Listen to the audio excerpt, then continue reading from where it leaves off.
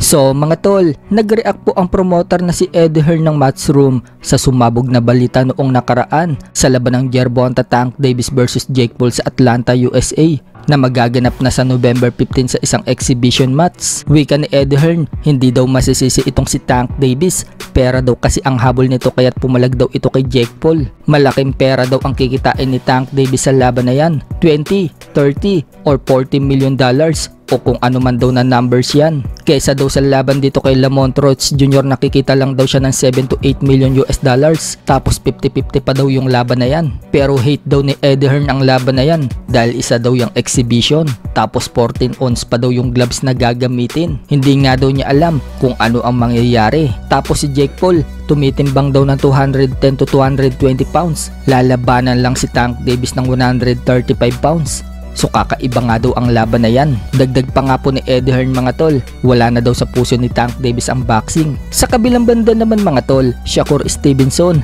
hinamon si Lamont Roach Jr. na sila na lang daw ang maglaban dahil hindi naman daw natuloy ang rematch nila ni Tank Davis. Pero mangyayari daw ang laban nila ni Lamont kapag hindi daw tinanggap ni Teofimo Lopez na labanan siya. So priority pa rin po ni Shakur Stevenson itong si Teofimo Lopez. Pero once na hindi pumalag itong si Teofimo, si Lamont Roach Jr. ang lalabanan ni Shakur. Sa ibang banda naman mga tol, WBO Super Featherweight World Champion Emmanuel Baquero Navarrete, balik ensayo na para sa paghahanda sa rematch nila ni Pilipino Charlie Suarez. Ayon po sa nakalap nating balita, mangyayari daw ang rematch na yan sa buwan ng October or November. Kamakailan nga lang din mga tol, binati po ni Chavit Singson si Charlie Suarez ng happy birthday. Sinabi ni Chavit Singson, kailangan daw manalo na si Suarez sa susunod na laban. Huwag na daw siyang papadaya at babantayan daw niya ito. Samantala, sa latest ranking naman po ng WBO sa buwan ng August, ang Pinoy na si Jason Bison na mula sa light flyweight at bumaba ng minimum division para labanan si Unified Minimum World Champion Oscar Collazo sa September 20. Nailagay po sa ranking si Jason Bison sa WBO minimum. Nasa pang number 7 spot po si Bison, habang nananatili naman pong number 1 ranking sa WBO Super Bantam si Carhames Martin. Pang-4 pa din si Marlon Tapales, pang-5 pa rin si Jerwin Ancahas,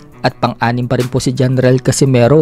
Pero ang bagong bata ni Gibbons mga tol na si Alan Picasso, bigla pong napunta sa pang number 3 spot. Dati po siyang nasa pang number 11 sa WBO Super Bantam. Pero ngayon, number 3 na siya. Naunahan pa niya ang tatlong Pinoy na si Tapales, Ancahas at Casimero. Pagdating naman po sa junior lightweight ranking, number 1 pa rin po si Charlie Suarez at number 3 pa rin si Magsayo. Sa iba pang balita mga tol, alam na nga po ng karamihan na nasa Japan pa po si Marlon Tapales. Ka-sparring niya si Naoya Inoue para sa paghahanda na Inoue sa laban dito kay Murodjon Akhmadaliev na magaganap na sa September 14. At dahil si Tapales po ang boksingerong tumalo kay Akhmadaliev, napagalaman po natin sa balita mula sa Japan na binigyan daw ni Tapales ng advice itong si Inoue kung paano pagandaan itong si Akhmadaliev. Wika nga po ni Inoue, nakatulong daw sa kanya na isipin ang sarili niya sa mga nadinig niya na laban ni Tapales kay Akhmadaliev. So hindi nga po sinabi ni Inoue mga tol ang exact na sinabi sa kanya ni Tapales na impormasyon kung paano pagandaan itong si Akhmadaliev. Basta ang sinabi lang niya, nakatulong daw yun sa kanya. Mukhang intense nga din po lagi ang sparring ni Inoue. Tuwing matatapos po kasi ang sparring, palagi siyang may tama sa muka, kundi namumula, namamaga, o kaya naman nabubukulan. Mukhang nagpapabugbog si Inoue mga tol para patibayin ang kanyang muka. Kung matatandaan kasi, 2 beses na siyang nadali ng knockdown na nagmula dito kay Luis Neri at Ramon Cardenas. Kaya siguro hinahayaan niya mabugbog siya sa sparring para tumibay siya.